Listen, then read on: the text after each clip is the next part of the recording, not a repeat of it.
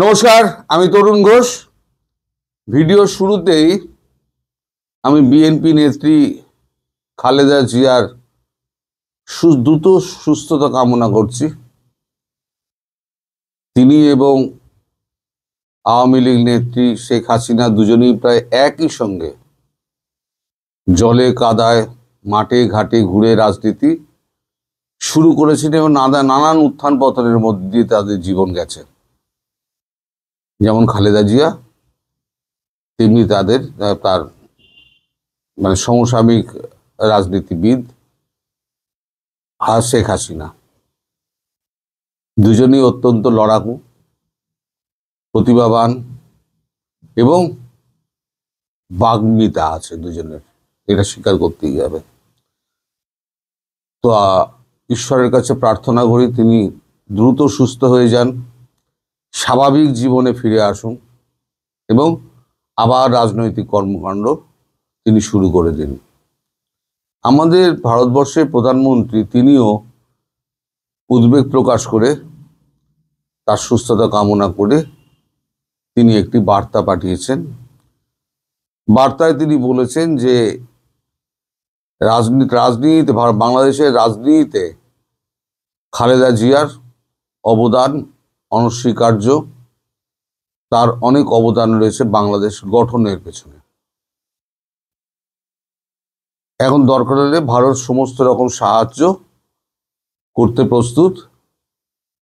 যেটা বলা হয়নি, যেটা পরে বলা হচ্ছে যে দরকার হলে এয়ার অ্যাম্বুলেন্স পাঠিয়ে তাকে দিল্লিতে এনে all India institute of medical সায়েন্সে ভর্তি করে তার সুচিকিৎসার ব্যবস্থা করতেও ভারতের কোনো আপত্তি নেই, যেটা প্রধানমন্ত্রী ওখানে উল্লেখ করেননি। তো সেটাতে বিএনপি খুব উচ্ছ্বসিত।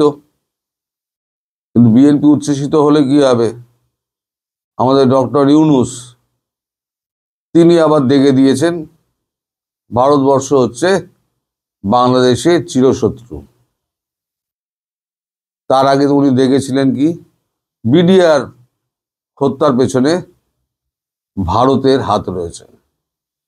এই যে বাংলাদেশের এই যে রোগটা না ছোঁয়াচে রোগের মতো, করোনার মতো, ওই পাকিস্তান থেকে এসছে। পাকিস্তানে ভূমিকম্প হয়েছে, বলছে ভারত মাটির তলায় মিসাইল ঢুকিয়ে দিয়ে ভূমিকম্প করিয়ে দিয়েছে।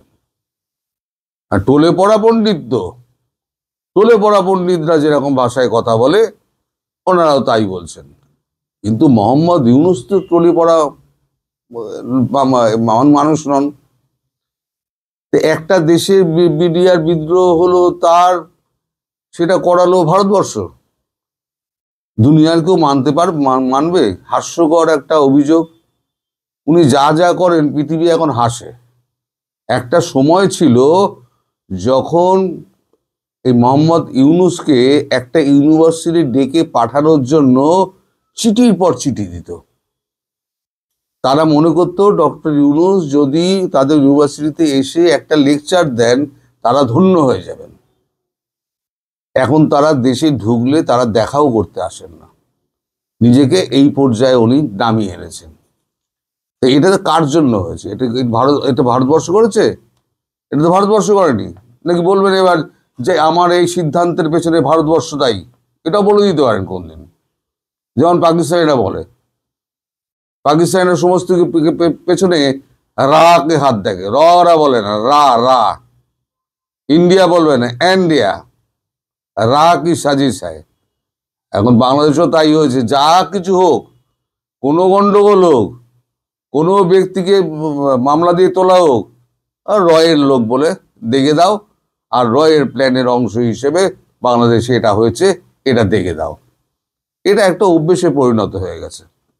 আপনাদের দেশ আপনারা চালান, ভারতবর্ষ নাকও গলাতে যাবে না, আর ভারতবর্ষ ছাড়া আপনাদের চলবেও না। এটাও মনে মনে জেনে নিন এবং স্বীকার করে নিন। তো যাই হোক, যে বৈঠকের কথা আমি বলছিলাম, সেই বৈঠকটা কালকে তো 6টার সময় তো বৈঠকটা হয়েছে। তো বৈঠকে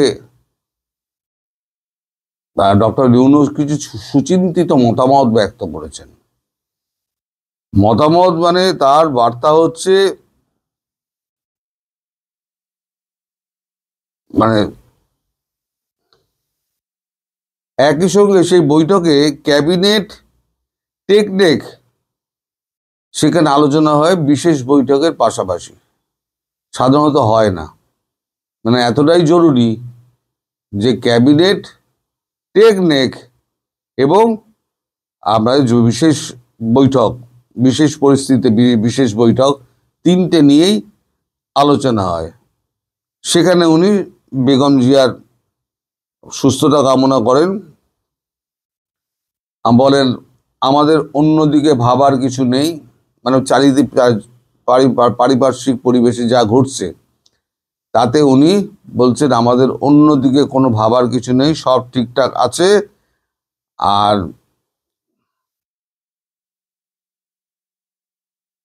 বিএনপির নাম না উল্লেখ করে তিনি বলেন কোনো রাজনৈতিক দলের হাতে দেশ তুলে দেব না। এখন রাজনৈতিক দল তার হাতে দেশ তুলে দেওয়ার কি আছে? মানুষ যাকে ভোট দেবে সেই হচ্ছে নেতা। আওয়ামী লীগকে ভোট দিলে আওয়ামী লীগের দল নেতা মন্ত্রী বনবে, বিএনপিকে দিলে বিএনপির বনবে, জামাতকে দিলে জামাতকে বলবে। আপনার যে শীর্ষ বিশ্ব করে কচি সংসদ রয়েছে, এনসিপির কচিকাচা আছে, সে এনসিপির কচিকা যদি পেছনে যদি বাংলাদেশের জনগণ দাঁড়ায়, যদি দাঁড়ায়, দাঁড়াবে না আমি জানি, যদি দাঁড়ায় তাদের মনে মতো কিছু একটা হলো যে অনেক খেটেছে তাই একটু করে পেছনে দাঁড়ানো দরকার, তাহলে তারাও নেতা হতে পারে, তারাও মন্ত্রী হতে পারে।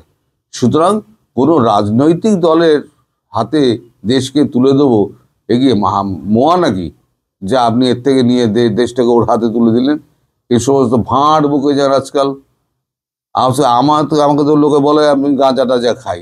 আমার তো এখন মনে হচ্ছে এই ডক্টর ইউনূস বোধহয় ওই গঞ্জিকা সেবন টেবন হয়তো করেন, গঞ্জিকা সেবন টেবন করে উনি এই সমস্ত উল্টোপাল্টা বলেন যে এই বিডিআর বিদ্রোহের পেছনে ভারত রয়েছে। আর কোন দিন বলবেন এই আমাদের এখানে যে ভূমিকম্প হচ্ছে, জলোচ্ছ্বাস হচ্ছে, ঝড় হচ্ছে, জল হচ্ছে, এর পেছনেও ভারতের চক্রান্ত রয়েছে। কোন দিন বলবেন আমার জন্মটা ভারতের চক্রান্তে আমার জন্ম হয়েছে, বলে দিতে পারে। কোনো কিছু অসম্ভব নেই। উনি বলে দিলেন ভারতের চক্রান্তে আমার জন্ম হয়েছে, এটা উনি বলতে পারেন। তবে আমরা জানি যে উনি সেটা বলবেন না। এবার ওনার অবস্থা তো খুব ঢিলে। এখন ঢিলে অবস্থায় এখন আবার লোকজন চাই। যে ছাত্রদের উনি ছেটে দিয়েছিলেন, একদম আগা গোড়া মূল থেকে ছেটে দিয়েছিলেন, এই বৈঠকে তিনি আবার ভাষণ দিয়ে বলেছেন যে এই ছাত্ররাই আমার নিয়োগকর্তা, তারা আমার পাশে আছে, তারা চলে যেতে বললে আমি চলে যাব, তারা থাকতে বললে আমি থাকবো। মানে আবার ছাত্রদের একটু উস্কে দিল, এই ছাত্র আর এনসিপির নেতাগুলোকে একটু উস্কে দিল যে তোমরা যারা আমার নামেতে একটু এদিক ওদিক ফিসফাস করছো, করো না বাবা, এখন সময় ভালো নয়, আমার পাশে থাকো, তোমরাও বাঁচবে, আমিও বাঁচবো, যদিও কেউ বাঁচবে না। ইতিমধ্যে আপনারা বোধহয় শুনেছেন, sorry, Bharat 14,000 nautical mile NOTAM জারি করে দিয়েছে কাল রাত্রিবেলা। 14,000 নটিক্যাল মাইল, যেটা পৃথিবীর ইতিহাসে কোনো দেশ কখনো করেনি। মানে বিশাখাপত্তনম থেকে আন্দামান পর্যন্ত 7 সিস্টার পুরোটা 14,000 কিলোমিটার। আজকে 2 তারিখ, ইউএস যা স্পর্শকাতর সময় দিয়েছে, 3 তারিখের পর থেকে কিছু হতে পারে। আমাদের এখানে আসাম, মণিপুর, মেঘালয় এই সমস্ত অঞ্চলে স্কোয়াড্রন সমস্ত মিরাজ, তারপর রাফেল, MiG-20 সমস্ত উড়ে উড়ে বেড়াচ্ছে, সমস্ত হচ্ছে। আচ্ছা, ওই মিসাইল টেস্টটা বোধহয় আজকালের মধ্যে মিসাইল টেস্ট হবে। এই যে 14,000 কিলোমিটার যেটা করেছে, সেই মিসাইল টেস্টটা বোধহয় আজকালের মধ্যে হবে। সব এখন যন্ত্রপাতি ঝাড়িয়ে বুঝিয়ে নিচ্ছে, যখন মার হবে তখন তো একসঙ্গে 12 ঘন্টা 14 ঘন্টার মার তো হবে। তো যখন মার হবে তখন তো যাতে না থামা যায় আর কি, সব পরীক্ষা কমপ্লিট করে যখন অ্যাকশন শুরু করার তখন অ্যাকশনটা শুরু করে দেবে। কবে করবে তা আমি বলতে পারবো না। এবার উনি বলছেন যে অবস্থার পরিপ্রেক্ষিতে ভারতের উপরে চাপ বাড়ানোর জন্য আওয়ামী লীগকে ফেরানোর এখন কোনো রকম সম্ভাবনাই নেই। এখন নির্বাচন ঘোষণা হয়ে যাবে, এই নির্বাচন জীবনে হবে না, জীবনে নির্বাচন হবে না, দেখে নেবেন আপনারা, আমার কথা মিলিয়ে নেবেন। আমি 6 মাস 8 মাস আগে থেকে বলছি নির্বাচন হবে না, আজকেও বলছি নির্বাচন হবে না। উনি নির্বাচনের মূল্য ঝুলিয়ে দেন একটা। নির্বাচনের আগে আওয়ামী লীগকে এখন এর মধ্যে ইনক্লুড করা সম্ভব নয়। ইনক্লুসিভ নির্বাচন কি করে হবে আওয়ামী লীগকে দিয়ে, যেহেতু ফেব্রুয়ারিতে নির্বাচন, তাই এখন ওটা এখন ধামাচাপা থাক, পরেও নিয়ে আলোচনা করা যাবে। তার মানে এখন উনি আওয়ামী লীগকে নিয়ে কিছু ভাবছেন না, সেটা একটা বার্তা ভারতকে দিয়ে দিলেন। আর ভারত সম্পর্কে এই যে হাসিনাকে ফেরানোর যে চিঠি দিয়েছিলেন, সেই সম্পর্কে ভারতের একটা সংক্ষিপ্ত জবাব পাওয়া গেছে, খুব সংক্ষিপ্ত। সেই জবাবটা হচ্ছে যে যে চুক্তিটা দুই দেশের মধ্যে হয়েছিল, সেই চুক্তিটা নিবিড় এবং গভীরভাবে পর্যবেক্ষণ করার জন্য নিশ্চয়ই বাংলাদেশে বুদ্ধিমান এবং বিবেচক মানুষ আছেন। তার মানে সবকটা তো গাধা, দুই একটা বুদ্ধিমান এবং বিবেচক মানুষ আছে যারা নিবিড়ভাবে ইন্টেন্সিভলি যারা দেখবে এটা। তাতে বলা আছে আততায়ীর হাতে কখনো কোনো অপরাধীকে তুলে দেওয়া হবে না, তারা যাকে অপরাধী বলছে। অর্থাৎ শেখ হাসিনাকে প্রত্যর্পণ করার কোনো স্বপ্ন দেখবেন না। তিনি প্রত্যাহিত হয়ে যাবেন বাংলাদেশে, তাকে আপনারা ফাঁসি কাস্টে আনন্দ উল্লাস করতে করতে ঝোলাবেন, প্রকাশ্য রাস্তায় ঝোলাতে পারেন, এটা আপনারা স্বপ্ন দেখা ছেড়ে দিন। আর দ্বিতীয় কথা, ভারত যেটা বলেছে খুনি মানে আততায়ী মানে কি? আততায়ী মানে হলো খুনি। তার মানে কোনো খুনি সরকার, আপনার সরকারকে ঘুরিয়ে, ভারত তো সোজাসুজি বলে না, ঘুরিয়ে বলে, কোন আততায়ীর হাতে, আততায়ী সরকারের হাতে কোনো বন্দীকে ফিরিয়ে দেওয়া হবে না। তার মানে মোহাম্মদ ইউনূস, আপনি হলেন খুনি, আপনার হাতে রক্ত লেগে রয়েছে, আপনার দেশ হলো খুনিদের দেশ, যারা এই বাংলাদেশটাকে এখন ধ্বংস করছে। এই কারণে খালেদা জিয়া দ্রুত সুস্থ হয়ে আসা দরকার। একদিকে আওয়ামী লীগ, একদিকে বিএনপি, এই জামাতকে লাথি মেরে দূর করতে, এনসিপিকে লাথি মেরে দূর করতে এই দুটো রাজনৈতিক দলকে একত্র হতে হবে।